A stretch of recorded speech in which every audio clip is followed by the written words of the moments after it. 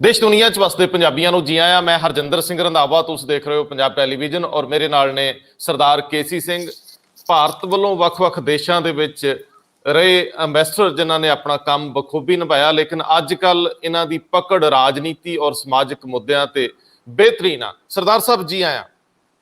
सत श्री अकाल जी, बहुत खुशी। सत श्री अकाल जी। साडे कोल दो तीन मुद्दे विचारन लई ने। सब तो पहला मुद्दा है कि पंजाब दे विच कैप्टन अमरिंदर सिंह दे सामने संकट खड़ा हो गया, अंदरों उन्हां नूं विरोध का सामना करना पै रहा, लेकिन कांग्रेस हाई कमांड दे वल भी एक वड्डा मसला खड़ा होया कि दो लीडर सिद्धू और कैप्टन अमरिंदर सिंह भिड़ गए आ, दोनों चों रहना एक नहीं आ 2022 तक। ये हुण फैसला किवें लैणगे, किहनूं रखण लई उचित होणगे, इहदे ते गल करांगे। दूजा सवाल यह है कि किसानी मामलिਆਂ ਨੂੰ ਲੈ ਕੇ कैप्टन अमरिंदर सिंह सख्त होए ने। ਜਿਹੜੀ ਪੰਜਾਬ ਦੇ ਵਿੱਚ ਕਿਸਾਨਾਂ ਨੇ ਕਿਹਾ ਸੀਗਾ ਕਿ ਅਸੀਂ ਲੋਕਡਾਊਨ ਦੇ ਖਿਲਾਫ ਦੁਕਾਨਾਂ ਖੋਲਣੀਆਂ, ਉਹਨਾਂ ਡੀਸੀਜ਼ ਨੂੰ ਕਿਹਾ ਹੈ ਕਿ ਤੁਸੀਂ ਆਪਣੇ ਅਧਿਕਾਰ ਵਰਤੋ, ਜਿੱਥੇ ਲੋੜ ਆ ਸਖਤੀ ਕਰੋ। ਤੀਜੇ ਬੰਨੇ ਮੋਦੀ ਸਰਕਾਰ ਇਸ ਵੇਲੇ ਪੰਜਾਬ ਨੂੰ ਲੈ ਕੇ ਕਿਹੋ ਜੀ ਰਣਨੀਤੀ ਅਪਣਾ ਰਹੀ ਆ? ਕਿ ਉਹ ਪੰਜਾਬ ਲਈ ਕੋਈ ਰਣਨੀਤੀ ਰੱਖਦੇ ਆ? ਬੰਗਾਲ ਹਰਨ ਤੋਂ ਬਾਅਦ यूपी और पंजाब ਉਹਨਾਂ ਦੀ ਪ੍ਰਾਥਮਿਕਤਾ ਰਹੂਗੀ? ਜਾਂ ਸਰਦਾਰ ਸਾਹਿਬ ਇੱਕ ਹੋਰ ਵੀ ਸਵਾਲ ਹੈ कि की किसानां नूं हुण उत्थे बैठे रहना चाहिए महामारी के दौर च, जां इस सारे युद्ध नूं संकेतक कर लेना चाहिए? जिन्नी देर लोग मर रहे आ जां इन्हां दे भी नुकसान होने के डर ने, उदों तक इस मुहिम नूं थोड़ा मट्ठी पा के एक नवे दौर लई अपने आप नूं तैयार कर लेना चाहिए। ये सारे सवालों नाल मैं तुहाडे कोल आउणा है। मैनूं दस्सिओ कि आपां शुरुआत कित्थों करिए। हालांकि पंजाब दा मसला बड़ा पेचीदा हुंदा जा रहा, बेअदबी दीयां घटनावां ते उस तो बाद वापरे घटनाक्रम नाल। देखो, सारिਆਂ ਤੋਂ ਪਹਿਲਾਂ ਆਪਾਂ ਗੱਲ ਲਈਏ ਮਹਾਮਾਰੀ, ਕਰੋਨਾ ਮਹਾਮਾਰੀ ਦੀ, ਕਿਉਂਕਿ ਇਹ ਬਿਮਾਰੀ ਨੂੰ ਜਦ ਤਾਈਂ ਨਾ ਸਮਝੀਏ ਔਰ ਇਸ ਬਿਮਾਰੀ ਚੋਂ ਨਿਕਲ ਕੇ ਫਿਰ ਸਾਰੀ ਜਿਹੜੀ ਹਿੰਦੁਸਤਾਨ ਦੀ ਪੋਲਿਟਿਕਸ ਅਗਲੇ 6 ਮਹੀਨੇ ਦੀ ਹੋਣੀ ਹੈ, ਉਹ ਇਸ ਬਿਮਾਰੀ ਦੇ ਆਲੇ ਦੁਆਲੇ ਹੋਣੀ ਹੈ। ਕੌਣ ਇਹਨੂੰ ਸੰਭਾਲ ਸਕਿਆ? ਪ੍ਰਧਾਨ ਮੰਤਰੀ ਦੇ ਅਕਸ ਤੇ ਅੱਜ ਜੇ ਸਵਾਲ ਉੱਠ ਰਹੇ ਨੇ, ਜੇ ਉਹ ਵੈਸਟ ਬੰਗਾਲ ਹਾਰ ਕੇ ਦਿੱਲੀ ਵਾਪਸ ਆਏ ਨੇ ਇੰਨੀ ਬੁਰੀ ਹਾਰ ਲੈ ਕੇ, ਔਰ ਇੰਟਰਨੈਸ਼ਨਲੀ ਤੁਹਾਡਾ ਇਮੇਜ ਇੰਨਾ ਖਰਾਬ ਹੋ ਰਿਹਾ ਹੈ, ਤਾਂ ਉਹ ਮਹਾਮਾਰੀ ਦੇ ਨਾਲ ਹੈ। ਤਾਂ ਇਸ ਕਰਕੇ ਮਹਾਮਾਰੀ ਤੇ ਫਿਰ ਦੇਖੋ ਕੁੰਭ ਮੇਲਾ ਦਾ ਇਹਨਾਂ ਨੇ ਜਿਹੜੀ ਪਰਮਿਸ਼ਨ ਦਿੱਤੀ, ਫਿਰ ਜਿਹੜੀਆਂ ਇਹਨਾਂ ਨੇ ਇਲੈਕਸ਼ਨਾਂ ਕਰਾਈਆਂ, ਉਹ ਸਾਰਾ ਮੋਦੀ ਜੀ ਦੇ ਘਰ ਜਾ ਕੇ ਉਹ ਗੱਲ ਰੁਕ ਰਹੀ ਹੈ ਕਿ ਇਹ ਤੁਸੀਂ ਕਿਉਂ ਨਾ ਸੋਚਿਆ, ਜਦ ਕਿ ਫਰਵਰੀ ਤੋਂ ਪਤਾ ਲੱਗ ਰਿਹਾ ਸੀ ਕਿ ਯੂਰਪ ਦੇ ਦੇਸ਼ਾਂ ਦੇ ਵਿੱਚ ਇਹ ਵਾਇਰਸ ਮਿਊਟੇਟ ਕਰ ਗਿਆ, ਇਹ ਇੱਕ ਨਵੇਂ ਤਰ੍ਹਾਂ ਦਾ ਬਣ ਗਿਆ, ਔਰ ਇਹ ਅੱਗੇ ਨਾਲੋਂ ਜ਼ਿਆਦਾ ਜ਼ੋਰ ਪਕੜ ਰਿਹਾ ਸੀ ਇੰਗਲੈਂਡ ਦੇ ਵਿੱਚ। ਹੁਣ ਇਸ ਕਰਕੇ ਜਿਹੜਾ ਪੰਜਾਬ ਦੇ ਵਿੱਚ ਵਾਇਰਸ ਆਇਆ ਹੈ, ਉਹਨੂੰ ਕਹਿੰਦੇ 1007 B10107, ਉਹ ਵੈਰਾਈਟੀ ਪੰਜਾਬ 'ਚ ਜ਼ਿਆਦਾ ਹੈ। ਇੱਕ ਵੈਰਾਈਟੀ ਇੰਡੀਆ ਦੇ ਵਿੱਚ ਮਿਊਟੇਟ ਕਰ ਗਈ ਹੈ, ਜਿਹਨੂੰ ਕਹਿੰਦੇ ਆ ਦੁੱਗਣੀ, ਡਬਲ ਮਿਊਟੇਸ਼ਨ, ਉਹ ਹੈਗੀ ਜ਼ਿਆਦਾ ਮਹਾਰਾਸ਼ਟਰ 'ਚ। ਸੋ ਇਸ ਕਰਕੇ ਮਹਾਰਾਸ਼ਟਰ 'ਚ ਜਿਹੜਾ ਇੱਕਦਮ ਫੈਲਿਆ ਹੈ, ਇਹ ਉਹ ਲੋਕਲ ਮਿਊਟੇਸ਼ਨ ਹੋਈ ਹੈ, ਕਿਉਂਕਿ ਮੋਦੀ ਜੀ ਨੇ ਇੱਕ ਤਾਂ ਖੁੱਲੀ ਛੁੱਟੀ ਦੇਤੀ, ਇੱਕ ਪ੍ਰਚਾਰ ਕਰਤਾ, ਇੱਕ ਉੱਤੋਂ ਕੁੰਭ ਮੇਲਾ ਜਿਹਦੇ 'ਚ 1 ਕਰੋੜ ਬੰਦਾ ਗਿਆ। ਫਿਰ 18 ਤਰੀਕ ਨੂੰ ਜਦ ਦੇਖਿਆ ਕਿ ਬਹੁਤ ਜ਼ਿਆਦਾ ਇਹਦੇ 'ਚ ਨੁਕਸਾਨ ਹੋ ਰਿਹਾ ਹੈ, ਫਿਰ ਮੋਦੀ ਜੀ ਬੋਲੇ ਕਿ ਨਹੀਂ ਇਸਨਾਨ ਘੱਟ ਕਰ ਦਿਓ। ਅੱਛਾ, ਜੇ ਇਕੱਲੇ ਅਸੀਂ ਹਿੰਦੂਆਂ ਨੂੰ ਨਹੀਂ ਕਹਿ ਸਕਦੇ, ਹੁਣ ਇਸ ਵੇਲੇ ਈਦ ਆਉਣ ਵਾਲੀ ਹੈ ਅਗਲੇ 3-4 ਦਿਨ 'ਚ। ਹੁਣ ਕੱਲ ਤੇਲੰਗਾਨਾ ਦੇ ਵਿੱਚ, ਹੈਦਰਾਬਾਦ ਵਿੱਚ ਬੰਦੇ ਬਹੁਤ ਜ਼ਿਆਦਾ ਮਸਜਿਦ 'ਚ ਇਕੱਠੇ ਹੋਏ ਹੈ। ਹੁਣ ਉਹਦੇ 'ਚ ਤੇਲੰਗਾਨਾ 'ਚ ਇਸ ਵੇਲੇ 7000 ਕੇਸ ਇੱਕ ਚੱਲ ਰਿਹਾ, ਔਰ ਉਹ ਵੱਧ ਰਹੇ ਨੇ ਬੜੀ ਸਪੀਡ ਨਾਲ। ਕਰ ਹਿੰਦੁਸਤਾਨ ਦੇ ਵਿੱਚ ਦੇਖੋ ਕਿੰਨਾ ਸਾਡਾ ਇੰਟਰਨੈਸ਼ਨਲ ਇਮੇਜ ਖਰਾਬ ਹੁੰਦਾ। 4 ਲੱਖ ਨਵੇਂ ਕੇਸ ਸੀ, ਔਰ 4000 ਬੰਦਾ ਦਿਨ 'ਚ ਮਰ ਰਿਹਾ, ਜਿਹੜਾ ਇਸ ਵੇਲੇ ਹਾਈਐਸਟ ਹੈ। ਉਹ ਜਿਹੜੇ ਟੀਕੇ ਲੱਗਣੇ ਚਾਹੀਦੇ ਸੀ, ਉਹਦੀ ਸਪੀਡ ਸਲੋ ਹੋ ਗਈ ਹੈ। ਟੀਕਾ ਬਣਾਉਣ ਵਾਲਾ ਜਿਹੜਾ ਬੰਦਾ ਆਧਾਰ ਪੂਨੇ ਵਾਲਾ, ਉਹ ਭੱਜ ਕੇ ਜਾ ਕੇ ਲੰਡਨ ਬੈਠਾ ਹੈ। ਉਹ ਕਹਿ ਰਿਹਾ ਜੀ ਮੈਨੂੰ ਇੱਥੇ ਮੈਨੂੰ ਥ੍ਰੈਟਸ ਕਰ ਰਹੇ ਹੈ, ਲੋਕ ਮੈਨੂੰ ਤੰਗ ਕਰ ਰਹੇ, ਮੈਂ ਇਸ ਕਰਕੇ ਚਲਾ ਗਿਆ। ਸੋ ਮੋਦੀ ਗਵਰਨਮੈਂਟ ਦੀ ਜਿਹੜੀ ਨੀਤੀ ਹੈ ਉਹ ਇਸ ਵੇਲੇ ਫੇਲ ਹੋ ਰਹੀ ਹੈ ਇਹਦੇ ਉੱਤੇ। ਆਕਸੀਜਨ ਦੇ ਬੰਦੇ ਮਰ ਰਹੇ ਹੈ। ਸੋ ਇਸ ਕਰਕੇ ਕਿਸਾਨਾਂ ਨੂੰ ਇਹ ਚੀਜ਼ ਸੋਚਣੀ ਚਾਹੀਦੀ ਹੈ ਕਿ ਜੇ ਅਸੀਂ ਤੰਦਰੁਸਤ ਨਹੀਂ ਰਹਾਂਗੇ ਤਾਂ ਅੰਦੋਲਨ ਕੀ ਚਲਾਵਾਂਗੇ। ਚੌਧਰੀ ਅਜੀਤ ਸਿੰਘ ਐਡੇ ਵੱਡੇ, ਚੌਧਰੀ ਚਰਨ ਸਿੰਘ ਦੇ ਬੇਟੇ, ਕਿਸਾਨਾਂ ਦੇ ਲੀਡਰ, ਪਰਸੋਂ ਉਹਨਾਂ ਦੀ ਕਰੋਨਾ ਦੇ ਨਾਲ ਉਹਨਾਂ ਦਾ ਦੇਹਾਂਤ ਹੋ ਗਿਆ। 15-20 ਦਿਨ ਹਸਪੀਟਲ 'ਚ ਰਹੇ। ਤਾਂ ਇਸ ਕਰਕੇ ਸਾਰਿਆਂ ਤੋਂ ਪਹਿਲਾਂ ਇਹ ਸੋਚਣਾ ਚਾਹੀਦਾ ਕਿ ਕੈਪਟਨ ਸਾਹਿਬ ਦੇ ਨਾਲ ਇਹ ਲੜਾਈ ਸਿਆਸੀ ਲੜਾਈ ਨਹੀਂ ਹੈ, ਇਹ ਸਿਆਣਪ ਦੀ ਲੜਾਈ ਹੈ। ਸਾਨੂੰ ਇਹਦੇ 'ਚ ਸੋਚ ਕੇ ਸਾਰੇ ਧਰਮਾਂ ਨੂੰ, ਇਕੱਲੇ ਸਾਨੂੰ ਨਹੀਂ, ਸਾਰੇ ਅਸੀਂ ਤਾਂ ਸਾਰਿਆਂ ਤੋਂ ਅੱਗੇ ਹੈ। ਗੁਰੂ ਹਰਕ੍ਰਿਸ਼ਨ ਪਹਿਲੇ ਪਾਤਸ਼ਾਹ ਤੋਂ ਲਾ ਕੇ ਇਹਨਾਂ ਨੇ ਜਿੱਥੇ ਲੈਪਰਸੀ ਹੁੰਦੀ ਸੀ, ਇਹ ਖੁਦ ਅੰਦਰ ਜਾ ਕੇ ਇਲਾਜ ਕਰਦੇ ਸੀ। 8ਵੇਂ ਪਾਤਸ਼ਾਹ ਗੁਰੂ ਹਰਕ੍ਰਿਸ਼ਨ ਜਿਨ੍ਹਾਂ ਨੂੰ ਬਾਲਾ ਗੁਰੂ ਕਹਿੰਦੇ ਆ, ਉਹ ਸਮਾਲ ਪੌਕਸ ਦਾ ਇੱਥੇ ਦਿੱਲੀ 'ਚ ਐਪੀਡੈਮਿਕ ਸੀਗਾ।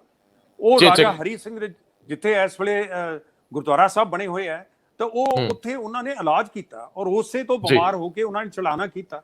ਤਾਂ ਇਸ ਕਰਕੇ ਸਿੱਖ ਤਾਂ ਇਸ 'ਚ ਅੱਗੇ ਰਹੇ ਨੇ ਸੇਵਾ 'ਚ। ਕਈ ਸਿੱਖ ਫੰਡ ਨੇ, ਕਈ ਸਿੱਖ ਸੈਲਫ ਹੈਲਪ ਗਰੁੱਪ ਨੇ, ਦਿੱਲੀ 'ਚ ਗੁਰਦੁਆਰੇ ਨੇ ਜਿਨ੍ਹਾਂ ਨੇ ਆਕਸੀਜਨ ਟੈਂਕ ਲਗਾਏ ਹੈ ਗੁਰਦੁਆਰਿਆਂ ਦੇ ਵਿੱਚ, ਇਸ ਕਰਕੇ ਉਹਨੂੰ ਕਹਿ ਰਹੇ ਆਕਸੀਜਨ ਸੇਵਾ। ਤਾਂ ਕਿਸਾਨਾਂ ਨੂੰ ਇਸ ਕਰਕੇ ਦੇਖਣਾ ਚਾਹੀਦਾ ਹੈ, ਉਹਨਾਂ ਨੂੰ ਕਾਫੀ ਸਫਲ ਹੋ ਚੁੱਕੇ ਨੇ ਉਹ। ਮੈਂ ਜਿਹੜਾ ਆਪਣੇ ਪਿਛਲੇ ਪ੍ਰੋਗਰਾਮ 'ਚ ਵੀ ਕਿਹਾ ਸੀ, ਮੋਦੀ ਸਾਹਿਬ ਦੀ ਸ਼ਿਕਸਤ ਵੈਸਟ ਬੰਗਾਲ ਦੇ ਵਿੱਚ ਮੋਦੀ ਸਾਹਿਬ ਢਿੱਲੇ ਹੋ ਗਏ ਨੇ। ਤਾਂ ਇਸ ਕਰਕੇ ਕਿਸਾਨਾਂ ਨੂੰ ਇਹ ਚਾਹੀਦਾ ਹੈ ਕਿ ਅੰਦੋਲਨ ਬੇਸ਼ੱਕ ਚਲਾਉਂਦੇ ਰਹੋ, ਲੇਕਿਨ ਇਹ ਕਹਿਣਾ ਕਿ ਅਸੀਂ ਮੂੰਹ ਨਹੀਂ ਢਕਾਂਗੇ, ਅਸੀਂ ਟੀਕੇ ਨਹੀਂ ਲਵਾਵਾਂਗੇ, ਸਾਨੂੰ ਬਿਮਾਰੀ ਨਹੀਂ ਹੋ ਸਕਦੀ, ਇਹ ਬੇਵਕੂਫੀ ਦਾ ਇਲਾਜ ਹੈ।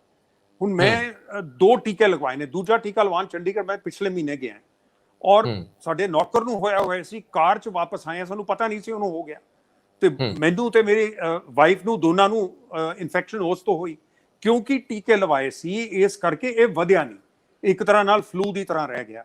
ਤਾਂ ਇਸ ਕਰਕੇ ਬਚੇ ਹੋਏ ਆ। ਤੇ ਇਸ ਕਰਕੇ ਉਹੀ ਬੰਦੇ ਉੱਥੇ ਜਾਣ ਜਿਨ੍ਹਾਂ ਨੂੰ ਜਾਂ ਤਾਂ ਜਿਨ੍ਹਾਂ ਨੇ 2 ਟੀਕੇ ਲਵਾ ਲਏ ਨੇ ਔਰ ਦੂਜੇ ਟੀਕੇ ਬਾਅਦ 15 ਦਿਨ ਹੋ ਗਏ ਨੇ, ਜਾਂ ਜਿਹਨੂੰ ਆਲਰੇਡੀ ਕਿਤੇ ਇਹ ਹੋ ਕੇ ਉਹ ਰਿਕਵਰ ਕਰ ਗਿਆ, ਇਹਦਾ ਮਤਲਬ ਉਹ 3-4 ਮਹੀਨੇ ਨਹੀਂ ਹੁੰਦਾ। ਲੇਕਿਨ ਇਹੋ ਜਿਹੇ ਬੰਦਿਆਂ ਨੂੰ ਜਿਨ੍ਹਾਂ ਨੂੰ ਨਹੀਂ ਹੋਇਆ, ਉਹਨਾਂ ਨੂੰ ਇਹ ਕਹਿਣਾ ਅਸੀਂ ਮੂੰਹ ਨਹੀਂ ਢਕਾਂਗੇ, ਅਸੀਂ ਤਾਂ ਅੰਦੋਲਨ ਕਰਾਂਗੇ, ਇਹ ਤਾਂ ਫਿਰ ਸੁਸਾਈਡਲ ਇਨਸਟਿੰਕਟ ਹੈ ਔਰ ਇਹਨੂੰ ਹੋਰਾਂ 'ਚ ਫੈਲਾਉਣਾ ਕੋਈ ਸਿੱਖਾਂ ਨੂੰ ਇਸ ਚੀਜ਼ ਦਾ।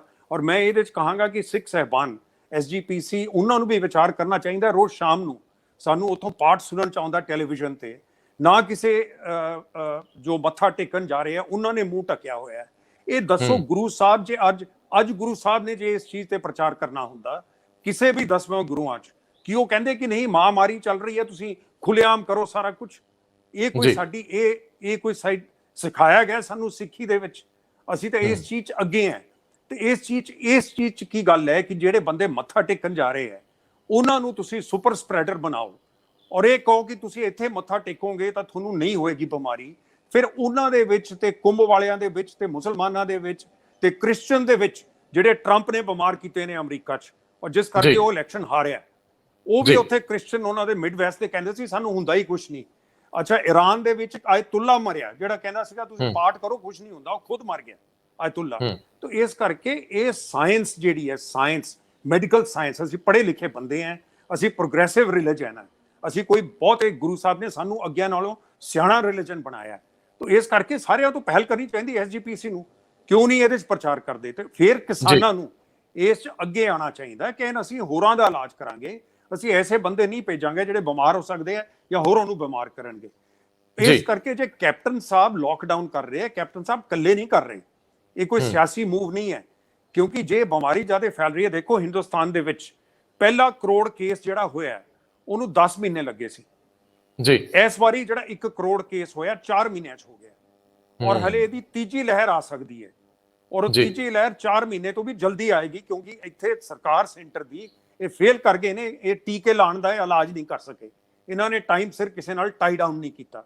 ਤਾਂ ਜਦ ਸਰਕਾਰ ਫਸੀ ਹੋਈ ਹੈ ਤੁਸੀਂ ਉਹਨੂੰ ਉਸ ਚੀਜ਼ 'ਚ ਫਸਾਓ ਜਿਹਦੇ 'ਚ ਉਹ ਫਸੇ ਹੈ, ਆਪੇ ਤੁਹਾਡੇ ਕਾਨੂੰਨ ਵਾਪਸ ਲੈਣਗੇ। ਕਿਹੜੇ ਕਾਨੂੰਨ ਇਹਨਾਂ ਨੇ ਲਾਗੂ ਕਰਨੇ ਅੱਜ ਦੇ ਹਾਲ 'ਚ? ਇਹਨਾਂ ਨੂੰ ਭੀੜ ਪੈ ਜਾਣੀ। 8 ਮਹੀਨੇ ਬਚੇ ਪੰਜਾਬ ਦੇ, 8 ਬਚੇ ਨੇ ਯੂਪੀ ਦੇ। ਤੁਸੀਂ ਦੇਖਿਆ ਪੰਚਾਇਤ ਉੱਥੇ ਪੰਚਾਇਤੀ ਜਿਹੜੀਆਂ ਇਲੈਕਸ਼ਨਾਂ ਹੁਣੇ ਹੋਈਆਂ ਉਹਦੇ 'ਚ BJP ਦਾ ਕੀ ਹਾਲ ਹੋਇਆ। ਤਾਂ ਇਸ ਕਰਕੇ ਇਹ ਇੱਕ ਸਿੰਬੋਲਿਕ ਪ੍ਰੋਟੈਸਟ ਔਨ ਰੱਖਣ, ਲੇਕਿਨ ਇਸ ਵੇਲੇ ਮਹਾਮਾਰੀ ਨੂੰ ਰੋਕਣ ਦੇ ਵਿੱਚ ਅੜਚਨ ਨਾ ਬਣਨ। ਜੀ ਬਿਲਕੁਲ ਠੀਕ ਹੈ, ਬਿਲਕੁਲ ਠੀਕ ਹੈ ਕਿ 100 ਜਾਂ 200 ਬੰਦਾ ਬੈਠ ਸਕਦਾ ਉੱਥੇ ਜਿਹੜਾ ਸੰਕੇਤਕ ਹੋਵੇ। ਜੇ ਉਹਨੂੰ ਸਰਕਾਰ ਪਾਵਰ ਨਾਲ ਉਠਾਏਗੀ ਤਾਂ ਉਹ ਖਲਨਾਇਕ ਬਣੇਗੀ, ਉਹ ਵਿਲਨ ਦੀ ਭੂਮਿਕਾ 'ਚ ਹੋਊਗੀ ਕਿ ਜਦੋਂ ਇਹ ਗਿਣਤੀ 'ਚ ਸੀ ਉਦੋਂ ਤਾਂ ਉਠਾ ਨਹੀਂ ਸਕੇ ਤੇ ਹੁਣ ਉਠਾ ਰਹੇ ਆ। ਮੈਨੂੰ ਲੱਗਦਾ ਕਿ ਕੁਝ ਦੇਰ ਲਈ ਇਹਨਾਂ ਚੀਜ਼ਾਂ ਤੇ ਵਿਚਾਰ ਕਿਸਾਨ ਜਥੇਬੰਦੀਆਂ ਕਰਨ, ਹਾਲਾਂਕਿ ਉਹ ਉਹਨਾਂ ਦਾ ਆਪਣਾ ਹੱਕ ਹੈ ਕਿ ਉਹਨਾਂ ਨੇ ਕਿਵੇਂ ਚਲਾਉਣਾ ਅੰਦੋਲਨ। ਲੇਕਿਨ ਸਰ ਮੈਂ ਇੱਥੋਂ ਥੋੜਾ ਜਿਹਾ ਅੱਗੇ ਜਦੋਂ ਵੱਧਦਾ ਹੈ ਤੇ ਪੰਜਾਬ ਦੀ ਅਸੀਂ ਜਿਹੜੀ ਅਜੋਕੀ ਰਾਜਨੀਤੀ ਜਿਹਦੇ 'ਚ 2-3 ਦਿਨਾਂ ਦੇ 'ਚ ਰੌਲੇ ਰੱਪੇ ਪਏ, ਇਹਦੇ ਤੋਂ ਪਹਿਲਾਂ ਮੈਂ ਬੰਗਾਲ ਹਾਰਨ ਤੋਂ ਬਾਅਦ ਮੋਦੀ ਦਾ ਜਿਹੜਾ ਆਪਣਾ ਘੇਰਾ ਹੈ ਉਹਨੂੰ ਪੰਜਾਬ ਨੂੰ ਲੈ ਕੇ ਰਣਨੀਤੀ ਨੂੰ ਤੁਹਾਡੇ ਤੋਂ ਸਮਝਣਾ ਚਾਹੂੰਗਾ। BJP ਚੁੱਪ ਨਹੀਂ, ਉਹ ਬੇਸ਼ੱਕ ਬੋਲ ਨਹੀਂ ਰਹੇ ਲੇਕਿਨ ਅੰਦਰ ਬਹੁਤ ਕੁਝ ਹੋ ਰਿਹਾ ਹੋਊਗਾ। ਬੰਗਾਲ ਹਾਰਨ ਤੋਂ ਬਾਅਦ ਉਹ ਇਹਨਾਂ 2 ਸੂਬਿਆਂ ਨੂੰ ਬੁਰੀ ਤਰ੍ਹਾਂ ਨਹੀਂ ਹਰਨਾ ਚਾਹਣਗੇ। ਸੋ ਤੁਹਾਨੂੰ ਉਹਨਾਂ ਦੀ ਰਣਨੀਤੀ ਕੀ ਲੱਗ ਰਹੀ ਆ ਜਦੋਂ ਉਹਨਾਂ ਦੇ ਸਾਹਮਣੇ ਕਾਂਗਰਸ ਦੇ ਵਿੱਚ ਜਿਹੜੀ ਸੱਤਾ 'ਚ ਹੈ ਪੰਜਾਬ 'ਚ, ਉਹਦੇ 'ਚ ਇੰਨੀ ਉਥਲ-ਪੁਥਲ ਹੈ ਤੇ ਉਹ ਵੀ ਕੋਈ ਰਣਨੀਤੀ ਜ਼ਰੂਰ ਬਣਾ ਰਹੇ ਹੋਣਗੇ। ਉਦੋਂ ਜਦੋਂ ਕੈਪਟਨ ਅਮਰਿੰਦਰ ਔਰ ਨਵਜੋਤ ਸਿੰਘ ਸਿੱਧੂ ਚੋਂ ਦੋਵਾਂ ਚੋਂ ਇੱਕ ਨੇ ਕਾਂਗਰਸ ਛੱਡ ਹੀ ਜਾਣੀ ਹਰ ਹਾਲ 'ਚ। ਦੇਖੋ, ਜੋ ਬੰਗਾਲ ਦੀ ਹਾਰ ਤੋਂ ਪਹਿਲਾਂ ਸੁਣਨ ਚ ਆ ਰਿਹਾ ਸੀ, ਇਹਨਾਂ ਨੂੰ ਇਹ ਲੱਗਦਾ ਸੀ ਅਸਾਮ ਵਿੱਚ ਜਾਣਾ, ਬੰਗਾਲ ਵਿੱਚ ਜਾਣਾ, ਫਿਰ ਮੋਦੀ ਜੀ 7 ਫੁੱਟ ਉੱਚੇ ਹੋ ਜਾਣਗੇ ਔਰ ਆ ਕੇ ਫਿਰ ਯੂਪੀ ਨੂੰ ਦੁਬਾਰਾ ਜਿੱਤਣਗੇ ਔਰ ਫਿਰ ਪੰਜਾਬ 'ਚ ਆਪਣੀ ਸਰਕਾਰ ਬਣਾਉਣਗੇ। ਉਹ ਕਹਿ ਰਹੇ ਸੀ ਹਰਿਆਣਾ ਮਾਡਲ ਮੈਨੂੰ ਸੁਣਨ ਚ ਆ ਰਿਹਾ ਸੀ। ਹਰਿਆਣੇ 'ਚ ਜੱਟਾਂ ਨੂੰ 3 ਹਿੱਸਿਆਂ 'ਚ ਜੱਟ ਵੰਡੇ ਗਏ, ਕੁਝ ਕਾਂਗਰਸ 'ਚੋਂ ਆ ਗਏ, ਕੁਝ ਅਕਾਲੀਆਂ ਕੋਲ ਚਲੇ ਗਏ ਔਰ ਇਹਨਾਂ ਨੇ ਜਿਹੜੇ ਨੌਨ ਜਾਟ ਸੀਗੇ ਉਹ ਇਕੱਠੇ ਕਰਕੇ ਇੱਕ ਪੰਜਾਬੀ ਨੂੰ ਹਰਿਆਣੇ ਦਾ ਚੀਫ ਮਿਨਿਸਟਰ ਲਗਾ ਦਿੱਤਾ। ਜਿਵੇਂ ਪੰਜਾਬ ਸੁਣਨ ਚ ਆ ਰਿਹਾ ਸੀਗਾ ਕਿ ਇਹ ਇੱਕ ਦਲਿਤ ਨੂੰ ਡਿਪਟੀ ਚੀਫ ਮਿਨਿਸਟਰ ਔਰ ਹਿੰਦੂ ਨੂੰ ਚੀਫ ਮਿਨਿਸਟਰ ਬਣਾਉਣਾ ਚਾਹੁੰਦੇ ਹੈ, ਕਿਉਂਕਿ ਦਲਿਤ ਗਿਣਤ ਜ਼ਿਆਦਾ ਹੈ ਪੰਜਾਬ ਦੇ ਵਿੱਚ ਔਰ ਹਿੰਦੂ ਜੇ ਅਸੀਂ 35% ਵੀ ਗਿਣੀਏ, 35-40%, ਇਹਨਾਂ ਦੇ ਖਿਆਲ ਸੀ ਮੋਦੀ ਜੀ ਉਹਦੇ ਚੋਂ ਵੋਟਾਂ ਜ਼ਿਆਦਾ ਕੱਢ ਲੈਣਗੇ, ਕਾਂਗਰਸ ਨੂੰ ਛੱਡ ਆਣਗੇ, ਉਹ ਜੇ ਲੱਗਿਆ ਇਹਨਾਂ ਕੋਲ। ਸੋ ਇਹ ਇੱਕ ਚੰਗਾ ਵੱਡਾ ਹਿੰਦੂ ਲੀਡਰ ਕਾਂਗਰਸ ਦੇ ਵਿੱਚੋਂ ਲੱਭਦਿਆਂ ਇਹਨਾਂ ਨੂੰ ਕੁਝ ਟਾਈਮ ਹੋ ਗਿਆ। ਮੇਰੇ ਨੌਲੇਜ 'ਚ ਹੈ ਕਿ ਇਹਨਾਂ ਨੇ ਕੁਝ ਲੀਡਰਾਂ ਨੂੰ ਅਪਰੋਚ ਕੀਤਾ। ਉਹਨਾਂ ਦੇ ਕੁਝ ਲੀਡਰਾਂ ਦੇ ਵਿਵਹਾਰ ਤੋਂ ਵੀ ਤੁਹਾਨੂੰ ਪਤਾ ਲੱਗ ਰਿਹਾ ਹੋਣਾ, ਜਿਹੜੇ ਕਿ ਪਹਿਲਾਂ ਕੈਪਟਨ ਸਾਹਿਬ ਨਾਲ ਸੀ, ਹੁਣ ਚੁੰਡੀਆਂ ਵੱਢ ਰਹੇ ਨੇ। ਸੋ ਇਸ ਕਰਕੇ ਇਹਨਾਂ ਦਾ ਵਿਚਾਰ ਇਹ ਹੈ ਕਿ ਇਹ ਆਪਸ 'ਚ ਲੜ ਪੈਣ।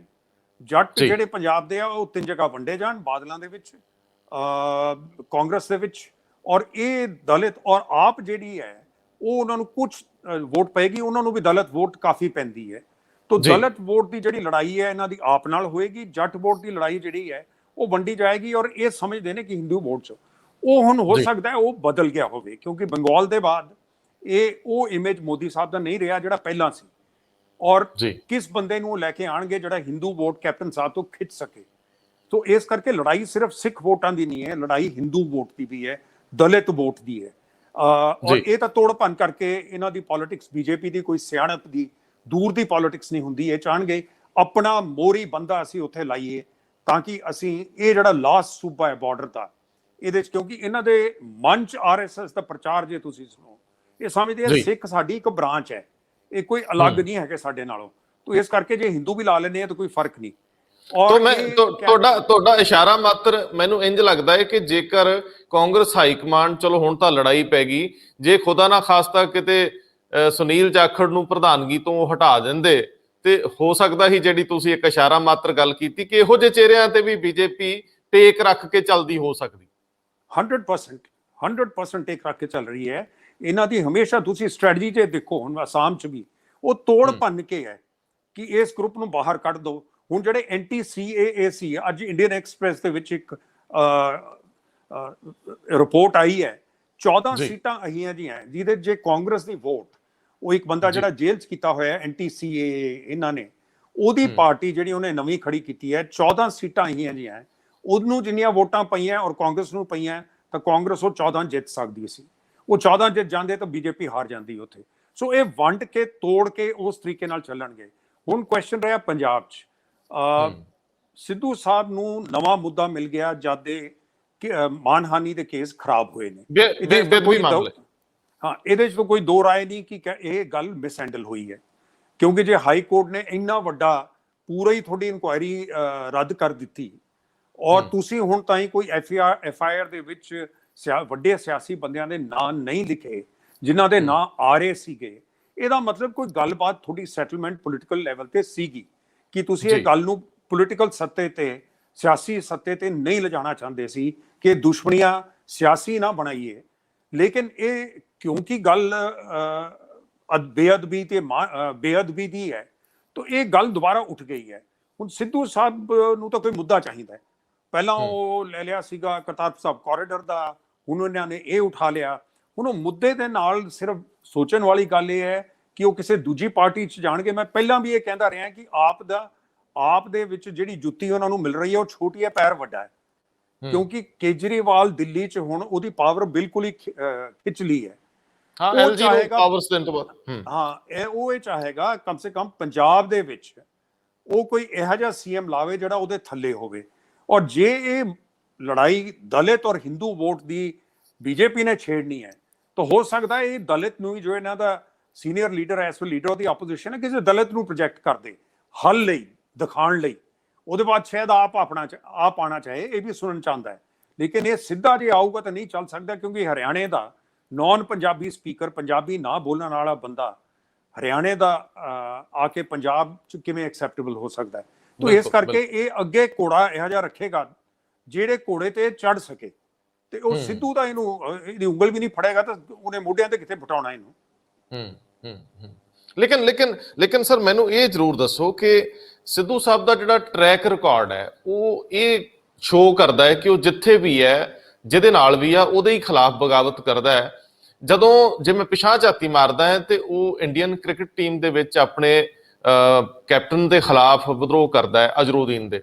ਜਦੋਂ ਉਹ ਬੀਜੇਪੀ ਚ ਸੀਗਾ ਤੇ ਉਹ ਬੀਜੇਪੀ ਨੂੰ ਛੱਡ ਜਾਂਦਾ, ਉਹਦੇ ਖਿਲਾਫ, ਜੇਟਲੀ ਦੇ ਖਿਲਾਫ ਇੱਕ ਵਿਦਰੋਹ ਕਰ ਦਿੰਦਾ। ਅਕਾਲੀ ਦਲ ਦੇ ਵਿੱਚ ਉਹ ਬਾਦਲਕਿਆਂ ਦੇ ਨਾਲ ਲੜਦਾ ਹੀ ਰਹਿੰਦਾ ਲਗਾਤਾਰ, ਤੇ ਜਦੋਂ ਦਾ ਉਹ ਇੱਥੇ ਕਾਂਗਰਸ ਚ ਹੈ ਉਦੋਂ ਤੱਕ ਕੈਪਟਨ ਨਾਲ 36 ਦਾ ਅੰਕੜਾ ਹੈ, ਉਹਦੀ ਬਾਹਰ ਕੋਈ ਲੜਾਈ ਨਹੀਂ ਹੁੰਦੀ, ਉਹਦੀ ਲੜਾਈ ਅੰਦਰਲੀ ਲੜਾਈ ਚੱਲਦੀ ਰਹਿੰਦੀ ਹੈ।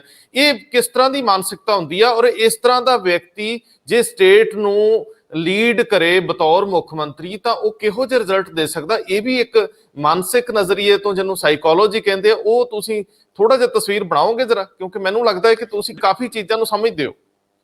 ਦੇਖੋ, ਕਾਂਗਰਸ ਹੀ ਲੋ, ਤੁਸੀਂ ਕਾਂਗਰਸ ਚੋਂ ਕਿਹੜੇ ਵੱਡੇ ਲੀਡਰ ਛੱਡ ਕੇ ਗਏ ਨੇ? ਸ਼ਰਦ ਪਵਾਰ ਛੱਡ ਕੇ ਗਏ, ਉਹਨਾਂ ਨੇ ਆਪਣੀ ਪਾਰਟੀ ਬਣਾਈ ਤਾਂ ਆਪਣੇ ਪੈਰੋਂ ਖੜੇ ਹੋਏ। ਜੇ ਤੁਸੀਂ ਇਹ ਮਹਿਸੂਸ ਕਰਦੇ ਹੋ ਕਿ ਪਾਰਟੀ ਦੇ ਵਿੱਚ ਘੁਟਨ ਹੋ ਰਿਹਾ ਹੈ, ਅੱਗੇ ਜਿਹੜੀ ਕਿਊ ਹੈ ਉਹ ਲੰਬੀ ਹੈ, ਸੀਨੀਅਰਿਟੀ ਮੁਤਾਬਕ ਤੁਹਾਨੂੰ ਨਹੀਂ ਉੱਤੇ ਪ੍ਰਮੋਸ਼ਨ ਮਿਲ ਰਹੀ, ਫਿਰ ਤੁਸੀਂ ਜਾਂ ਤਾਂ ਤੁਸੀਂ ਉੱਥੇ ਦੇਖੋ, ਜਿਵੇਂ ਹੁਣ ਅਸਾਮ 'ਚ ਹੋਇਆ, ਇਹਨਾਂ ਦਾ ਜਿਹੜਾ ਸਾਰਿਆਂ ਤੋਂ ਇੰਪੋਰਟੈਂਟ ਲੀਡਰ ਨੰਬਰ 2 ਸੀਗਾ ਸਰਮਾ, ਉਹ ਛੱਡ ਕੇ ਬੀਜੇਪੀ ਚਲਾ ਗਿਆ। ਹੁਣ ਅੱਜ ਉਹੀ ਪ੍ਰੋਬਲਮ ਬੀਜੇਪੀ 'ਚ ਆਈ ਹੈ। ਸਰਮਾ ਇੱਥੋਂ ਤਾਂ ਜਾ ਕੇ ਡਿਪਟੀ ਚੀਫ ਮਿਨਿਸਟਰ ਬਣ ਗਿਆ। ਹੁਣ ਦੂਜੀ ਵਾਰ ਜਿੱਤਣ ਦੇ ਬਾਅਦ ਬੀਜੇਪੀ ਨੇ ਉਹਨੂੰ ਬ੍ਰੇਕਾਂ ਲਾਤੀਆਂ। ਹੁਣ ਅੱਜ ਦੋਨੋਂ, ਉਹ ਤੇ ਪੁਰਾਣਾ ਚੀਫ ਮਿਨਿਸਟਰ ਜਹਾਜ਼ ਤੇ ਚੜ੍ਹ ਕੇ ਆ ਰਹੇ ਦਿੱਲੀ, ਉਹਨਾਂ 'ਚ ਬੀਜੇਪੀ ਨੂੰ ਫੈਸਲਾ ਕਰਾਉਣਾ ਮੁਸ਼ਕਿਲ ਹੋ ਰਿਹਾ ਹੈ। ਮਮਤਾ ਕਿਵੇਂ ਸੀਗੀ, ਜਦ ਉਹਨਾਂ ਨੇ ਦੇਖਿਆ ਬੰਗਾਲ ਦੇ ਵਿੱਚ ਉਹਨਾਂ ਨੂੰ ਘੁਟਨ ਮਹਿਸੂਸ ਹੋ ਰਹੀ ਹੈ, ਪਾਰਟੀ ਛੱਡ ਕੇ ਲੜਾਈ ਕੀਤੀ। ਕਿੰਨੇ ਸਾਲ ਮਾਰ ਕੁੱਟ ਕਰਕੇ ਸੀਪੀਐਮ ਨਾਲ ਉਹਨਾਂ ਨੇ ਸੀਪੀਐਮ ਨੂੰ ਖਤਮ ਕੀਤਾ, ਤਾਂ ਲੀਡਰੀ ਬਣਦੀ ਹੈ। ਜੇ ਤੁਸੀਂ ਗੱਲਾਂ ਮਾਰ ਕੇ ਕਹੋ ਕਿ ਮੈਂ ਪਾਰਟੀ 'ਚ ਵੜ ਕੇ ਇੱਕਦਮ ਸੀਐਮ ਬਣ ਜਾ, ਕੋਈ ਵੀ ਪਾਰਟੀ ਨਹੀਂ ਬਣਾਏਗੀ। ਬਾਦਲਾਂ 'ਚ ਤੁਸੀਂ ਜਾ ਕੇ ਵੜੋਗੇ, ਸੋਫਿਆਂ ਤੇ ਆਲਰੇਡੀ ਬੰਦੇ ਬੈਠੇ ਹੈ, ਨਵਾਂ ਜਿੱਡਾ ਮਰਜੀ ਵੱਡਾ ਬੰਦਾ ਜਾਏ, ਉਹ ਕਹਿੰਦੇ ਕਾਕਾ ਜੀ ਆ ਜਾ ਕੁਰਸੀ ਖਿੱਚ ਲਓ ਡਾਈਨਿੰਗ ਟੇਬਲ ਦੀ, ਕੁਰਸੀ ਉਹ ਮਿਲੂਗੀ ਡਾਈਨਿੰਗ ਟੇਬਲ ਵਾਲੀ, ਸੋਫੇ ਭਰੇ ਹੋਏ ਹੈ। ਫਿਰ ਕਹੋਗੇ ਨਹੀਂ ਜੀ ਮੈਂ ਤਾਂ ਸੋਫੇ ਤੇ ਬੈਠਣਾ, ਫਿਰ ਉਹ ਕਹਿਣਗੇ ਫਿਰ ਤੁਸੀਂ ਆਪਣਾ ਬਣਾ ਲਓ ਕੋਈ ਹੋਰ। ਤਾਂ ਇਸ ਕਰਕੇ ਤੁਹਾਡੀ ਜਿਹੜੀ ਐਂਬੀਸ਼ਨਸ ਹੁੰਦੀਆਂ, ਜਿਹੜੀਆਂ ਤੁਹਾਡੀਆਂ ਉਮੀਦਾਂ, ਉਹ ਜਾਂ ਤਾਂ ਤੁਹਾਡੇ 'ਚ ਉਮੀਦਾਂ ਦੇ ਨਾਲ ਨਾਲ ਸ਼ਕਤੀ ਵੀ ਹੋਵੇ, ਸੈਲਫ ਕੌਨਫੀਡੈਂਸ ਹੋਵੇ, ਆਪਣੇ ਆਪ 'ਚ ਭਰੋਸਾ ਹੋਵੇ ਕਿ ਮੈਂ ਇਕੱਲੇ ਖੜਿਆ ਹੋਣਾ। ਮੈਨੂੰ ਇੱਕ ਵਾਰ ਗਿਆਨੀ ਜੀ ਕਹਿੰਦੇ ਸੀ, ਗਿਆਨੀ ਜ਼ੈਲ ਸਿੰਘ, ਇਹ ਪਹਿਲੀ ਵਾਰੀ ਜਦ ਇਲੈਕਟ ਹੋ ਕੇ ਪੈਪਸੂ 'ਚ ਆਏ, ਹਲੇ ਪੈਪਸੂ ਦੀ ਸਰਕਾਰ ਸੀ, ਤੇ ਇਹਨਾਂ ਦੇ ਧੜੇ ਨੂੰ ਕੁਝ ਸੀਟਾਂ ਸੀਗੀਆਂ। ਇਹਨਾਂ ਨੂੰ ਚੀਫ ਮਿਨਿਸਟਰ ਨੇ ਪੁੱਛਿਆ ਤੁਸੀਂ ਕਿਹਨੇ ਮਿਨਿਸਟਰ ਬਣਾਉਣਾ ਹੈ? ਇਹਨਾਂ ਦੇ ਨਾਲ ਇੱਕ ਪੜ੍ਹਿਆ ਲਿਖਿਆ ਜਿਹੜਾ ਬੰਦਾ ਸੀ, ਇਹਨਾਂ ਨੇ ਕਿਹਾ ਜੀ ਇਹਨੂੰ ਬਣਾ ਦਿਓ। ਤੇ ਚੀਫ ਮਿਨਿਸਟਰ ਇਹਨਾਂ ਨੂੰ ਕਹਿਣ ਲੱਗੇ, ਜ਼ੈਲ ਸਿੰਘ ਤੂੰ ਕਿਉਂ ਮੂਰਖਤਾਈ ਕਰ ਰਿਹਾ, ਇਹਨੂੰ ਬਣਾ ਦੇਗਾ ਤਾਂ ਤੂੰ ਲੀਡਰ ਕਿਵੇਂ ਰਹੇਗਾ? ਤੇ ਗਿਆਨੀ ਜੀ ਕਹਿੰਦੇ ਦੇਖੋ ਮੈਨੂੰ ਅੰਗਰੇਜ਼ੀ ਨਹੀਂ ਆਉਂਦੀ, ਮੈਨੂੰ ਪਤਾ ਨਹੀਂ ਲੱਗਣਾ ਅਫਸਰਾਂ ਨੇ ਫਾਈਲਾਂ ਤੇ ਕੀ ਲਿਖਣਾ ਹੈ। ਤੇ ਕਹਿੰਦੇ ਉਹ ਸੀਐਮ ਕਹਿਣ ਲੱਗੇ ਇਹ ਅਫਸਰ ਕਿਸ ਲਈ ਹੈ, ਇਹ ਆਪੇ ਸਮਝਾਉਣਗੇ ਪੰਜਾਬੀ 'ਚ ਤੈਨੂੰ। ਅੱਛਾ, ਫਿਰ ਉਹ ਕਹਿਣ ਲੱਗੇ ਮੈਂ ਜਦ ਵੀ ਇਕੱਲਾ ਖੜਾ ਹੋਇਆ ਮੇਰਾ ਫਾਇਦਾ ਹੋਇਆ, ਜਦ ਵੀ ਮੈਂ ਕਿਸੇ ਨਾਲ ਮਿਲਿਆ ਮੇਰਾ ਨੁਕਸਾਨ ਹੋਇਆ। ਸੋ ਇਸ ਕਰਕੇ ਲੀਡਰੀ ਦਾ ਇਹ ਹੁੰਦਾ ਹੈ, ਜੇ ਤੁਸੀਂ ਇਕੱਲੇ ਖੜੇ ਹੋ ਜੀ, ਇਕੱਲੇ ਖੜੇ ਹੋ ਕੇ ਫਿਰ ਜੇ ਬੰਦੇ ਤੁਹਾਡੇ ਕੋਲ ਆਉਂਦੇ ਆ, ਫਿਰ ਤੁਸੀਂ ਆਪਣੀ ਆਵਾਜ਼ ਕਹਿ ਸਕਦੇ ਹੋ, ਮੇਰੀ ਗੱਲ ਸੁਣੋ ਜਾਂ ਮੈਂ ਲੀਡਰ ਹਾਂ। ਇਸ ਤਰੀਕੇ ਨਾਲ ਸਾਰੀਆਂ ਪਾਰਟੀਆਂ 'ਚ ਹੀ ਇੰਡੀਆ 'ਚ, ਜੇ ਉਹ ਨਹੀਂ ਕਰ ਸਕਦੇ ਫਿਰ ਤੁਹਾਡੇ ਡਿਸਪਲਿਨ ਦੇ ਮੁਤਾਬਕ ਚੱਲਣਾ ਪੈਣਾ ਹੈ। ਫਿਰ ਜਿਸ ਪਾਰਟੀ 'ਚੋਂ ਫਿਰ ਤੁਹਾਨੂੰ ਉਹਦੇ ਅਨੁਸਾਰ ਚੱਲਣਾ ਪਊਗਾ, ਉਹਦੇ ਅਨੁਸਾਰ ਚੱਲਣਾ ਪਊਗਾ। ਸੋ ਇਸ ਕਰਕੇ ਜੇ ਮੈਕਸਿਮਮ ਤੁਸੀਂ ਇਹ ਮੰਗ ਸਕਦੇ ਹੋ ਕਿ ਅੱਛਾ ਮੈਂ ਅਮਰਿੰਦਰ ਨਾਲ ਰਲ ਕੇ ਚੱਲਦਾ ਹੈ, ਹੁਣ ਮੈਨੂੰ ਡੀਸੀਐਮ ਲਗਾ ਦਿਓ ਅਗਲੀ ਵਾਰੀ। ਅਮਰਿੰਦਰ ਨਾ ਉਹਨਾਂ ਦੀ ਉਮਰ ਨਾ ਉਹਨਾਂ ਦੀ ਸਿਹਤ ਅਲਾਉ ਕਰਦੀ ਹੈ ਕਿ 5 ਸਾਲ ਹੋਰ ਕੱਢਣ, ਉਹ ਆਪਣੀ ਗੱਲ ਪਗਾ ਲੈਣ, ਮੈਂ ਰਿਪੀਟ ਕਰ ਲਿਆ, ਮੈਂ ਦੁਬਾਰਾ ਸੀਐਮ ਬਣ ਗਿਆ। ਪਰ ਉਸ ਚੀਜ਼ ਤੋਂ ਵੀ ਸੈਂਟਰ ਇਸ ਵੇਲੇ ਸੈਂਟਰ ਦੀ ਪਾਰਟੀ ਕਾਂਗਰਸ ਡਰਦੀ ਹੈ, ਕਿਉਂਕਿ ਪਿਛਲੀਆਂ ਇਲੈਕਸ਼ਨਾਂ 'ਚ ਉਹ ਕਮਜ਼ੋਰ ਹੋ ਕੇ ਨਿਕਲੇ ਨੇ। ਜੇ ਕੇਰਲਾ ਨੂੰ ਵੀ ਉਹ ਜਿੱਤ ਨਹੀਂ ਸਕਦੇ, ਜਿਹੜੀ ਕਿ ਜਿੱਥੇ ਸਰਕਾਰ ਹਰੇਕ ਵਾਰ ਬਦਲਦੀ ਸੀ, ਜਿੱਥੋਂ ਕਿ Rahul Gandhi member of parliament ਹੈ, ਜਿੱਥੇ ਉਹਨੇ ਕਿਸ਼ਤੀਆਂ ਤੇ ਚੜ ਸਮੁੰਦਰ 'ਚ ਛਾਲਾਂ ਮਾਰੀਆਂ, ਜੇ ਉਹ ਵੀ ਤੁਸੀਂ ਨਹੀਂ ਜਿੱਤ ਸਕਦੇ, ਜੇ ਤੁਸੀਂ ਅਸਾਮ 'ਚ ਨਹੀਂ ਜਿੱਤ ਸਕਦੇ, ਫਿਰ ਤੁਸੀਂ ਕੈਪਟਨ ਸਾਹਿਬ ਨੂੰ ਅੱਖਾਂ ਕਿਵੇਂ ਦਿਖਾ ਸਕਦੇ ਹੋ? ਤਾਂ ਇਸ ਕਰਕੇ ਉਹਨਾਂ ਨੂੰ ਇਹ ਵੀ ਪਤਾ ਹੈ ਕੱਲ ਨੂੰ ਜੇ ਅੱਖਾਂ ਦਿਖਾਉਂਦੇ ਵੀ ਹੈ, ਬੀਜੇਪੀ ਤਾਂ ਭੱਜ ਕੇ ਜੱਫੀ ਪਾਏਗੀ ਕੈਪਟਨ ਸਾਹਿਬ ਨੂੰ। ਸੋ ਇਸ ਕਰਕੇ ਕੈਪਟਨ ਸਾਹਿਬ ਨੂੰ ਅੱਖਾਂ ਦਿਖਾਉਣ ਦੀ ਸ਼ਕਤੀ ਸੈਂਟਰ ਕੋਲ ਨਹੀਂ। ਤੇ ਇਹ ਸਿੱਧੂ ਸਾਂਝ ਨੂੰ ਸਮਝ ਲੈਣਾ ਚਾਹੀਦਾ ਇਸ ਗੱਲ ਨੂੰ। ਤੇ ਜਾਂ ਤਾਂ ਤੁਸੀਂ ਲੇਕਿਨ ਆਪਣੇ ਜਿਹੜੇ ਇਰਾਦੇ ਤੇ ਐਂਬੀਸ਼ਨ ਹੈ ਤੇ ਦੇਖੋ ਕ੍ਰਿਕਟ ਟੀਮ ਚ ਵੀ ਸਿੱਧੂ ਸਾਹਿਬ ਓਪਨਿੰਗ ਬੈਟਸਮੈਨ ਸੀ ਨਾ, ਗੁੱਡ ਓਪਨਿੰਗ ਬੈਟਸਮੈਨ, ਖੋਲਦੇ ਸੀ ਬੈਟਿੰਗ, ਕੈਪਟਨ ਤਾਂ ਨਹੀਂ ਨਾ ਬਣੇ। ਇਹ ਹੁਣ ਕੈਪਟਨ ਦੀ ਜਗ੍ਹਾ ਉੱਥੇ ਕੈਪਟਨ ਬਣ ਲੈਂਦੇ, ਕਿਉਂ ਨਹੀਂ ਬਣੇ ਕੈਪਟਨ? ਕੋਈ ਕਮੀ ਹੋਣੀ ਹੈ ਤਾਂ ਕਰਕੇ ਕੈਪਟਨ ਨਹੀਂ ਬਣੇ, ਕਿਉਂਕਿ ਟੀਮ ਨੂੰ ਨਾਲ ਲੈਣਾ ਪੈਂਦਾ ਹੈ, ਟੀਮ ਮੈਨੇਜਮੈਂਟ ਨੂੰ ਨਾਲ ਲੈਣਾ ਪੈਂਦਾ ਹੈ, ਉਹਦੇ 'ਚ ਵੀ ਪੋਲਿਟਿਕਸ ਹੈ। ਸੋ ਉਸ ਪੋਲਿਟਿਕਸ ਦੇ ਵਿੱਚ ਵੀ ਦੇਖੋ ਗਵਾਸਕਰ ਦੇ ਹੁੰਦੇ, ਗਵਾਸਕਰ ਫੇਲ ਹੋਇਆ ਐਸ ਕੈਪਟਨ, ਉਦੋਂ ਵੱਡਾ ਓਪਨਰ ਤਾਂ ਇੰਡੀਆ ਕੋਲ ਨਹੀਂ ਸੀਗਾ। ਇਵੇਂ ਕਈ ਕੈਪਟਨ ਫੇਲ ਹੋਏ, ਲੇਕਿਨ ਗੰਗੂਲੀ ਕੈਪਟਨ ਸਕਸੈਸਫੁਲ ਰਿਹਾ। ਸੋ ਉਹ ਜਿਹੜੀ ਪੋਲਿਟਿਕਸ ਹੈ, ਕ੍ਰਿਕਟ ਦੀ ਵੀ ਪੋਲਿਟਿਕਸ ਹੈ, ਉਸ ਪੋਲਿਟਿਕਸ ਵੀ ਇਹ ਸਕਸੈਸਫੁਲ ਨਹੀਂ ਰਹੇ ਜੀ, ਭਜਣਾ ਪਿਆ ਇਹਨਾਂ ਨੂੰ ਉੱਥੋਂ। ਜੀ ਸਰਦਾਰ ਸਾਹਿਬ, ਤੁਸੀਂ ਬੜੇ ਦਿਲਚਸਪ ਮੋੜ ਤੇ ਗੱਲਬਾਤ ਲਾਏ ਹੋ, ਕਿਉਂਕਿ ਇਹ ਸੱਚਮੁੱਚ ਉਹ ਗੱਲਾਂ ਨੇ ਜਿਹੜੀਆਂ ਗੱਲਾਂ ਇਹ ਟੈਲੀਵਿਜ਼ਨ ਦੀਆਂ ਗੱਲਾਂ ਨਹੀਂ, ਇਹ ਤੁਹਾਡੇ ਰੂਟੀਨ ਦੇ ਵਿੱਚ ਜੋ ਲੋਕ ਸੋਚਦੇ ਉਸ ਤਰ੍ਹਾਂ ਦੀਆਂ ਗੱਲਾਂ ਲੋਕ ਪਸੰਦ ਕਰਦੇ ਆ। ਲੋਕ ਸਮਝਦੇ ਆ ਕਿ ਪੰਜਾਬ ਬੁਰੀ ਤਰ੍ਹਾਂ ਹਰ ਪਾਸਿਓਂ ਮਰਿਆ। ਅਸੀਂ ਪ੍ਰਬੰਧਕੀ ਪੱਖ ਤੋਂ, ਪ੍ਰਸ਼ਾਸਕੀ ਪੱਖ ਤੋਂ, ਆਰਥਿਕ ਪੱਖ ਤੋਂ, ਸਮਾਜਿਕ ਪੱਖ ਤੋਂ ਖਾਸ ਤੌਰ ਤੇ ਅਧਿਆਤਮਿਕ ਪੱਖ ਤੋਂ ਵੀ ਮਰੇ ਆ। ਸਾਡੇ ਇੱਥੇ ਧਰਮਾਂ ਦੇ ਵਿੱਚ ਵੀ ਬਹੁਤ ਮਿਲਾਵਟ ਵੱਧ ਗਈ। ਸਾਡੀ ਲੀਡਰਸ਼ਿਪ ਬਹੁਤ ਬੁਰੀ ਤਰ੍ਹਾਂ ਥਾਂ ਤੇ ਫੇਲ ਹੋਈ ਦਿਸਦੀ ਹੈ। ਪੂਰੇ ਦ੍ਰਿਸ਼ ਵਿੱਚ ਜੇ ਤੁਹਾਨੂੰ ਸਾਰੇ ਦੇ ਸਾਰੇ ਪੰਜਾਬ ਦੇ ਵਿੱਚ ਰਾਜਨੀਤੀਮਾਨ ਨਜ਼ਰ ਆਉਂਦੇ ਆ ਤੇ ਇਹਨਾਂ ਚੋਂ ਤੁਹਾਨੂੰ ਕਿਸੇ ਚੋਂ ਐਸੀ ਕੋਈ ਆਸ ਦਿਸਦੀ ਹੈ ਜਿਹੜਾ ਪੰਜਾਬ ਦੇ ਸਾਰੇ ਮਸਲਿਆਂ ਨੂੰ ਐਡਰੈਸ ਕਰਨ ਦੇ ਯੋਗ ਹੋਵੇ, ਜਾਂ ਜਿਹੜਾ ਪੰਜਾਬ ਨੂੰ ਇਹਦੇ ਅੱਜ ਦੇ ਦ੍ਰਿਸ਼ ਦੇ ਅਨੁਸਾਰ ਅਗਵਾਈ ਦੇ ਸਕੇ, ਜਾਂ ਅੱਜ ਜਿਸ ਤਰ੍ਹਾਂ ਦੀ ਲੋੜ ਹੈ ਪੰਜਾਬ ਨੂੰ ਉਵੇਂ ਦਾ ਮਾਦਾ ਰੱਖਦਾ ਹੋਵੇ? ਇਹ ਤੁਹਾਨੂੰ ਲੱਗਦਾ? ਕਿਉਂਕਿ ਕੈਪਟਨ ਸਾਹਿਬ ਵੀ ਕੋਈ ਇਸ ਜਿਹੜੀ ਸਾਰੀ ਦੀ ਸਾਰੀ ਇਨਿੰਗ ਸੀ ਉਦਾਸ ਹੀ ਨਹੀਂ ਰਹੇ ਆ, ਕੋਈ ਤਗੜੇ ਹੋ ਕੇ ਨਹੀਂ ਨਿਕਲੇ, ਉਹ ਵੀ ਡਿੱਗੇ ਨੇ ਅੱਗੇ ਨਾਲੋਂ। ਤੇ ਸਿੱਧੂ ਹੁਣ ਤੱਕ ਜੋ ਕਹਿ ਰਿਹਾ ਉਹ ਇੰਜ ਲੱਗਦਾ ਨਹੀਂ ਕਿ ਉਹ ਉੱਡੇ ਕਾਬਲ ਆ। ਦੇਖੋ ਤੁਸੀਂ ਬੁਲਾਓ ਇਹਨਾਂ ਨੂੰ, ਬੁਲਾ ਕੇ ਸਾਰਿਆਂ ਨੂੰ ਇੱਕ ਸਵਾਲ ਪੁੱਛੋ ਕਿ ਪੰਜਾਬ ਦੇ ਬਾਰੇ ਤੁਹਾਡਾ ਕੀ ਦੂਰ ਅੰਦੇਸ਼ੀ ਦੇ ਮੁਤਾਬਕ ਵਿਜ਼ਨ, ਕੀ ਸੋਚਦੇ ਹੋ ਕਿ ਪੰਜਾਬ ਨੂੰ ਇਸ ਹਾਲਾਤ ਤੋਂ, ਸੈਂਟਰ ਨੂੰ ਛੱਡ ਦੋ, ਉਹ ਛੱਡ ਦੋ, ਕੇਸ ਛੱਡ ਦੋ, ਸਾਰੇ ਉਹ ਚੀਜ਼ਾਂ ਦੇਖੀਆਂ ਜਾਣਗੀਆਂ। ਪੰਜਾਬ ਦਾ ਮਾਡਲ ਕੀ ਹੋਣਾ ਚਾਹੀਦਾ ਹੈ, ਪੰਜਾਬ ਸਰਕਾਰ ਦਾ, ਪੰਜਾਬ ਦੀ ਖੇਤੀਬਾੜੀ ਦਾ, ਪੰਜਾਬ 'ਚ ਇੰਡਸਟਰੀ ਦਾ। ਹੈਵੀ ਇੰਡਸਟਰੀ ਥੋੜੀ ਪੰਜਾਬ 'ਚ ਲਿਆ ਸਕਦੇ ਹਾਂ, ਲੈਂਡ ਲੌਕਡ ਹੈ ਅਸੀਂ, ਵਿਦਰ ਇੱਥੇ ਰੁਕੇ ਹੋਏ ਆ। ਸਾਰੀਆਂ ਜਿਹੜੀਆਂ ਪਦਾਰਥੂ ਚੀਜ਼ਾਂ ਹੈ, ਆਇਰਨ ਓਰ ਹੈ, ਸਟੀਲ ਹੈ, ਉਹੀ ਜਿਹੀ ਫੈਕਟਰੀਆਂ ਪੰਜਾਬ 'ਚ ਥੋੜੀ ਲੱਗ ਸਕਦੀਆਂ। ਇਹ ਤਾਂ ਕੈਲੀਫੋਰਨੀਆ ਮਾਡਲ ਇਹਦਾ ਬਣੇਗਾ। ਉਹਨੂੰ ਉੱਥੇ ਤਾਈਂ ਤੁਸੀਂ ਕਿਵੇਂ ਲਿਜਾ ਸਕਦੇ ਹੋ? ਕਿਸਾਨਾਂ ਨੂੰ ਇੱਕਦਮ ਤਾਂ ਤੁਸੀਂ ਕਹਿ ਨਹੀਂ ਸਕਦੇ ਕਿ ਤੁਸੀਂ ਆਹ ਆਪਣੀ ਹੁਣ ਵਾਲੀ ਫਸਲ ਬੰਦ ਕਰ ਦਿਓ, ਨਵੀਂ ਫਸਲ ਸ਼ੁਰੂ ਕਰ ਲਓ। ਕਿਵੇਂ ਤੁਸੀਂ ਤਬਦੀਲੀ ਕਰੋਗੇ? ਪੈਸਾ ਕਿੱਥੋਂ ਆਊਗਾ? ਕਿਹੜੇ ਬੰਦਿਆਂ ਤੋਂ ਕਿੱਥੋਂ ਫਾਈਨੈਂਸਿਸ ਰੇਜ਼ ਹੋਣਗੀਆਂ? ਕਿਹੜੀਆਂ ਤੁਹਾਡੀਆਂ ਮਾਰਕੀਟਸ ਹੋਣਗੀਆਂ?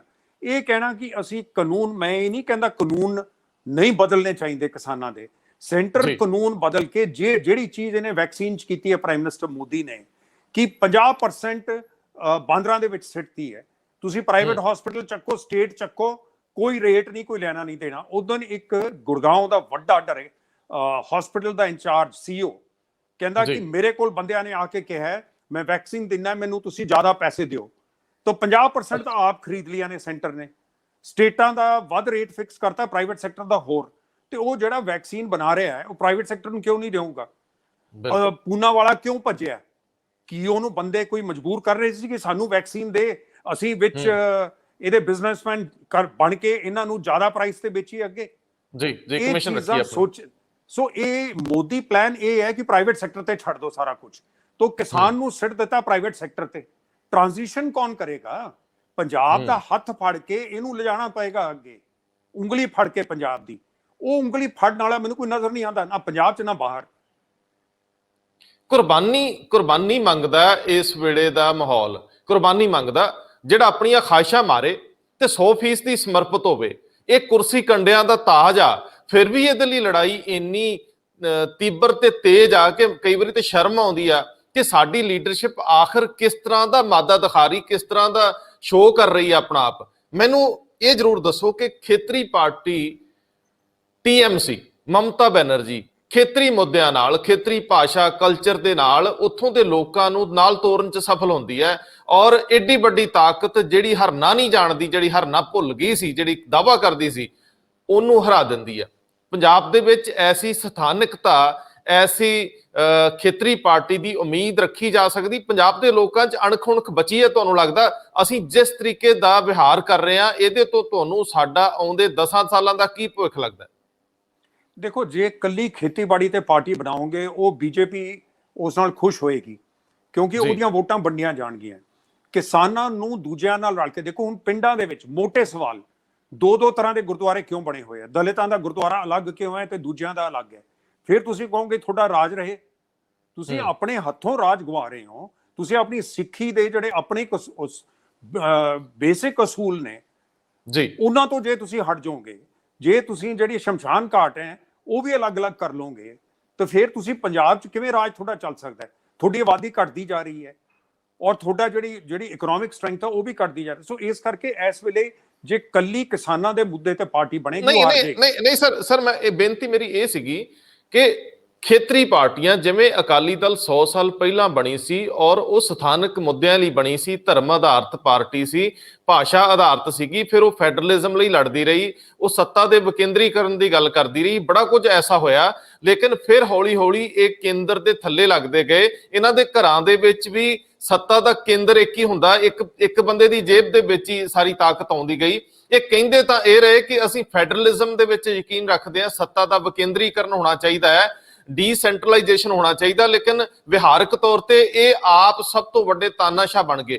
ਟੀਐਮਸੀ ਨੇ ਜਿਸ ਤਰ੍ਹਾਂ ਦਾ ਲੋਕਲ ਮੁੱਦਿਆਂ ਦੇ ਆਧਾਰ ਤੇ ਲੜ ਕੇ ਦਮ ਦਿਖਾਇਆ, ਮੇਰਾ ਮਤਲਬ ਸੀ ਕਿ ਪੰਜਾਬ ਦੇ ਵਿੱਚ ਇੱਥੋਂ ਦੀ ਲੋਕਲ ਪਾਰਟੀ ਕੋਈ, ਅਕਾਲੀ ਦਲ ਕਿਉਂਕਿ ਹਾਸ਼ੀਏ ਤੇ ਚਲੇ ਗਿਆ, ਇਸ ਤੋਂ ਬਾਅਦ ਲੋਕਲ ਪਾਰਟੀ ਦੀ ਬਣਨ ਦੀ ਕੋਈ ਉਮੀਦ ਹੋ ਸਕਦੀ ਹੈ?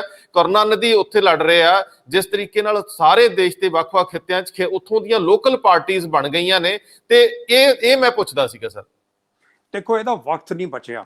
ਇਸ ਵੇਲੇ ਹਿੰਦੁਸਤਾਨ ਟ੍ਰਾਂਜੀਸ਼ਨ ਦੇ ਵਿੱਚ ਹੈ। ਇੱਕ ਫੇਜ਼ ਹੁੰਦਾ ਹੈ ਜਦ ਤੁਸੀਂ ਕਾਂਗਰਸ ਤੋਂ ਗਈ ਹੈ ਸੱਤਾ ਸੱਜੂ ਪਾਸੀ ਬੀਜੇਪੀ ਨੂੰ। ਸੱਜੂ ਪਾਸੀਆਂ ਜਿਹੜੀਆਂ ਪਾਰਟੀਆਂ ਉਹ ਦੁਨੀਆ ਦੇ ਵਿੱਚ ਫੇਲ ਹੋ ਰਹੀਆਂ ਸਾਰੀ ਜਗ੍ਹਾ। ਔਰ ਇਹ ਕੋਈ ਸੋਚਣ ਦੀ ਗੱਲ ਹੈ ਕਿ ਜਿੱਥੇ ਜ਼ਿਆਦਾ ਸੱਜੂ ਲੀਡਰ ਸੀਗੇ, ਟਰੰਪ, ਸਾਰਿਆਂ ਤੋਂ ਜ਼ਿਆਦਾ ਬਿਮਾਰੀ ਉੱਥੇ ਫੈਲੀ ਹੈ, ਸਾਰਿਆਂ ਤੋਂ ਜ਼ਿਆਦਾ ਬੰਦੇ ਉੱਥੇ ਮਰੇ ਨੇ। ਬ੍ਰਾਜ਼ੀਲ, ਉਹ ਵੀ ਪ੍ਰੈਜ਼ੀਡੈਂਟ ਉੱਥੋਂ ਦਾ ਨਿਕਲਣ ਨੂੰ ਤਿਆਰ ਹੈ। ਹਿੰਦੁਸਤਾਨ, ਇੰਗਲੈਂਡ, ਜੌਨਸਨ ਵੀ ਨਾ ਜੀ ਅਸੀਂ ਇਹ ਨਹੀਂ ਲਗਾਣੇ, ਬਿਮਾਰ ਨਹੀਂ ਹੁੰਦੇ, ਕੁਝ ਨਹੀਂ ਹੁੰਦਾ। ਇਹ ਸੱਜੂ ਫੇਲ ਹੋ ਚੁੱਕੇ ਨੇ ਸਾਰੀ ਦੁਨੀਆ 'ਚ, ਇੱਥੇ ਵੀ ਇਹਨਾਂ ਦੀ ਬਾਰੀ। ਸੋ ਇਸ ਵੇਲੇ ਲੜਾਈ ਹੈ ਹਿੰਦੁਸਤਾਨ ਦੇ ਵਿੱਚ ਵੱਡੀਆਂ ਤਾਕਤਾਂ ਦੀ, ਕਿ ਹਿੰਦੁਸਤਾਨ ਇਹ ਸੱਜੂਆਂ ਦੇ ਹੱਥ ਜਾਏਗਾ, ਇਹ ਆਪਣਾ ਰਾਸ਼ਟਰ ਬਣਾਉਣਗੇ ਜਿਹਦੇ ਵਿੱਚ ਇੱਕ ਤਰ੍ਹਾਂ ਦਾ ਕਾਨੂੰਨ ਹੋਊਗਾ, ਇੱਕ ਤਰ੍ਹਾਂ ਦੀ ਪਾਰਟੀ ਹੋਊਗੀ, ਇੱਕ ਤਰ੍ਹਾਂ ਦੀ ਗੱਲ ਕਰਨਗੇ। ਬੰਗਾਲ ਦੀ ਜਿਹੜੀ ਲੜਾਈ ਸੀ ਉਹ ਸੀ ਇਸ ਚੀਜ਼ ਤੇ ਕਿ ਬੰਗਾਲ ਨੇ ਕਿਹਾ ਨਹੀਂ, ਅਸੀਂ ਇਹ ਨਹੀਂ ਮੰਨਦੇ, ਤੁਸੀਂ ਹਿੰਦੂ ਕਹਿ ਕੇ ਇਹਦੇ ਮਮਤਾ ਤੇ ਇਹਨਾਂ ਨੇ ਸਾਰਿਆਂ ਤੋਂ ਵੱਡੀ ਗਲਤੀ ਕੀਤੀ, ਜਿਹੜੇ ਮਮਤਾ ਤੇ ਦੀਦੀ ਪਰਸਨਲ ਅਟੈਕ ਕੀਤੇ, ਉਹ ਬੰਗਾਲੀਆਂ ਨੇ ਐਪਰੀਸ਼ੀਏਟ ਨਹੀਂ ਕੀਤਾ ਇਸ ਗੱਲ ਦਾ। ਫਿਰ ਹਰ ਜਗ੍ਹਾ ਜੈ ਸ਼੍ਰੀ ਰਾਮ ਦੇ ਨਾਰੇ, ਜੈ ਸ਼੍ਰੀ ਰਾਮ, ਉਹ ਤਾਂ ਦੁਰਗਾ ਨੂੰ ਮੰਨਦੇ ਆ। ਸੋ ਹਿੰਦੁਸਤਾਨ 'ਚ ਅਲੱਗ-ਅਲੱਗ ਤਰ੍ਹਾਂ ਦੇ ਹਿੰਦੂ ਵਿਚਾਰ ਦੇ ਵਿੱਚ ਵੀ ਅਲੱਗ-ਅਲੱਗ ਤਰ੍ਹਾਂ ਦੇ ਲੋਕ ਨੇ। ਕੋਈ ਇੱਕ ਤਰ੍ਹਾਂ ਦਾ ਹਿੰਦੂ ਤੁਸੀਂ ਨਹੀਂ ਕਹਿ ਸਕਦੇ ਅਸੀਂ ਹਿੰਦੂਤਵਾ ਹੀ ਫੈਲਾਵਾਂਗੇ।